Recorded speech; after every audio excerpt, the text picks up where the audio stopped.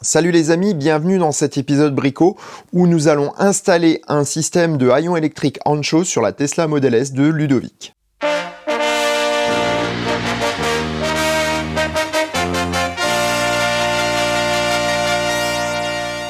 Avant de parler du montage effectif du système, je voulais vous dire que je n'ai strictement aucun lien commercial ni avec le fabricant ni avec le distributeur de ce produit. Je vous donne en description le lien vers le site d'origine où Ludovic a lui-même commandé le système. S'il était moins cher que sur les sites européens, Ludovic a dû quand même attendre 3 semaines pour avoir son kit et en plus c'était pas le bon. Donc il a dû réattendre 3 semaines pour avoir de nouveau le bon kit et avec un petit peu de stress, etc. Quand on dépense ce genre de somme, ça stresse quand même un petit peu. Mais enfin bon, ça s'est quand même finalement bien passé.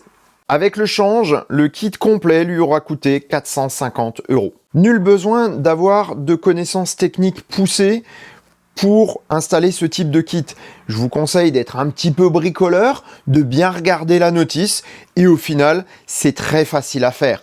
Il faut juste prendre son temps et avoir un minimum d'esprit pratique. Ludovic étant technicien, il a fait le choix de modifier légèrement l'installation préconisée par le constructeur au niveau de l'alimentation électrique.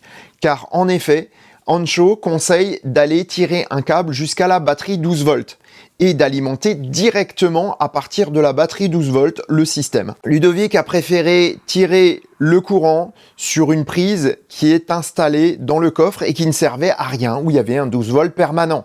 Il est d'ailleurs même probable que cette prise-là est à l'origine prévue pour le haillon électrique comme sur ma voiture. On n'a pas démonté sur Maggie, mais ça y ressemble quand même fort. J'en ai discuté entre-temps avec un technicien Tesla qui m'a déconseillé d'installer les accessoires directement sur la batterie. En effet, la voiture enregistre les entrées et les sorties de courant de la batterie 12 volts afin de gérer au mieux sa charge.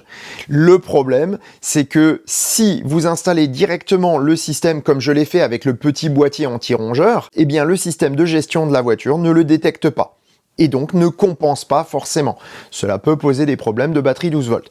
Je vous précise que pour le boîtier anti-rongeur, la consommation est tellement ridicule que ça n'influe pas du tout. Même si je pense que je vais également relocaliser l'alimentation de ce boîtier sur une alimentation à l'intérieur de la voiture.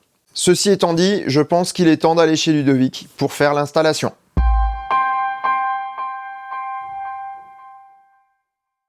Aussi anodine qu'elle paraisse, cette étape doit être faite avec soin. On a vite fait de casser des clips, mais aussi des garnitures.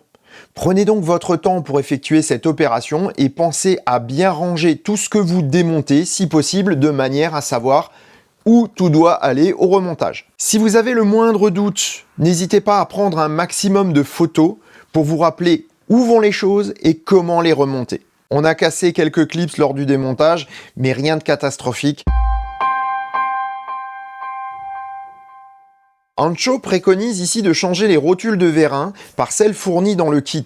Lorsque nous les avons mesurées, elles étaient presque identiques à celles d'origine. Ludovic a donc décidé de ne pas les changer, de vérifier la bonne tenue dans le temps de la fixation. Les rotules de Maggie sont d'ailleurs les mêmes avec un haillon motorisé et tiennent très bien. Je pense qu'il existe plusieurs types de rotules en fonction des années des voitures et que les premières avaient peut-être des rotules légèrement trop light pour supporter les efforts. On voit ici une différence majeure entre le kit d'origine et celui-ci. Le kit Ancho a en effet 2 vérins électriques alors que le montage d'origine n'en a qu'un. Le second ne sert uniquement qu'au guidage.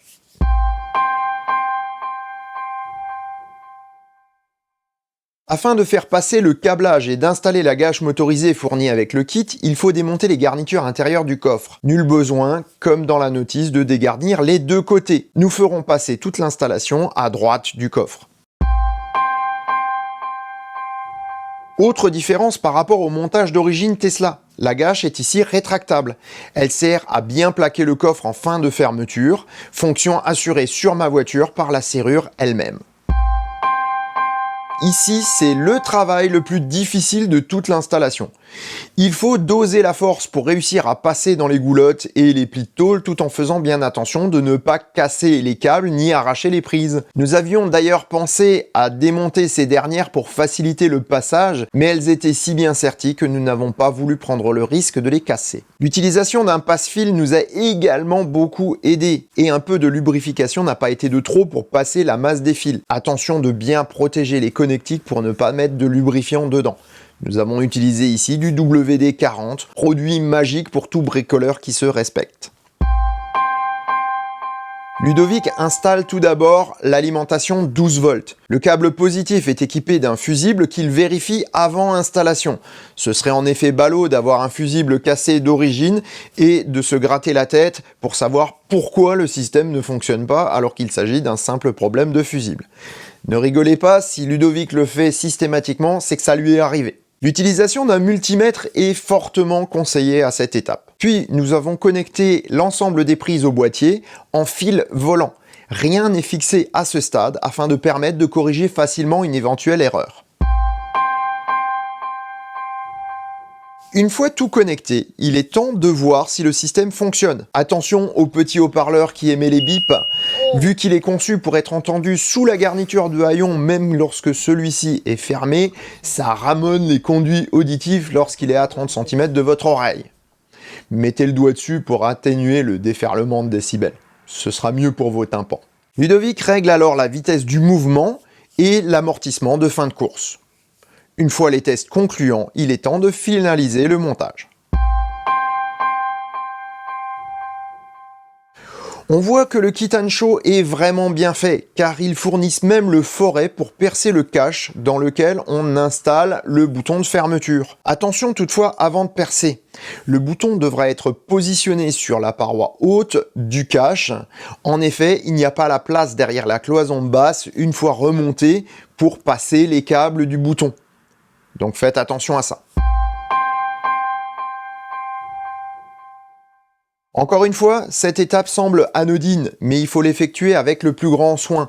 Un boîtier mal fixé ou un fil qui bouge peut induire une panne ou un bruit parasite, ce qui obligerait à un nouveau démontage pour corriger le souci. Autant se l'éviter.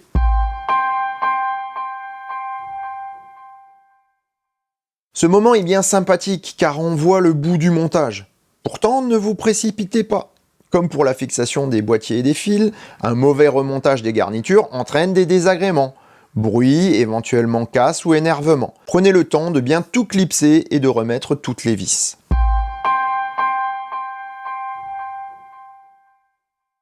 Enfin, nous en avons fini. Il est temps de tester et valider tous les cas de figure. Nous avons testé les boutons physiques sur le haillon, le bouton virtuel sur l'écran de la voiture ainsi que sur l'application smartphone. Voilà, bon, 3 heures plus tard, c'est terminé. Clairement, pour 450 €, c'est vraiment un très bon investissement. Après, bon, faut bricoler un peu, faut prendre un petit peu son temps. Pas faire les choses n'importe comment, mais finalement, voilà. Bibiche est équipé d'un haillon électrique pour finalement pas très cher et très très facile à faire. Donc, faire attention aux clips. Ouais, c'est ça. Voilà. Donc, c'était le bon mot du jour. Faites attention aux clips. Sur ces bonnes paroles, je vous dis à bientôt pour un prochain épisode du Choucroute Garage. Faites bonne route, prenez soin de vous. Ciao. Salut. Si ça te plaît, mets un pouce bleu. Si ça te plaît vraiment, abonne-toi. Clique sur la petite cloche. Et si ça te plaît vraiment, eh ben partage partout ce que tu peux. Merci.